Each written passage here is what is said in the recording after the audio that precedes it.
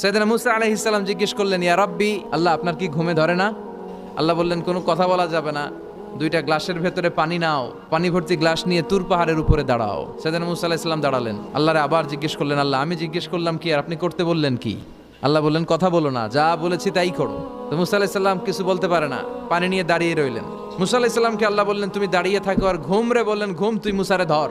ঘুম যে এবার সাইয়েদনা মুসা আলাইহিস সালামকে ধরেছে। উনি ঘুমের ধাক্কায় আর থাকতে পারেন না, একবার ডানে যায় আরেকবার বায়ে যায়। ঘুমের ধাক্কায় হঠাৎ করে কাত হয়ে পড়ে যায় আর গ্লাসগুলো মাটিতে পড়ে খান খান হয়ে ভেঙে যায়। আল্লাহ ডেকে বললেন, মুসা বেশি কিছু হেফাজতের তো দায়িত্ব দেই নাই, শুধু দুইটা গ্লাস হেফাজতের দায়িত্ব দিয়েছে। ঘুমের কারণে এগুলোর হেফাজত করতে পারো নাই, ভেঙে খান খান হয়ে গিয়েছে।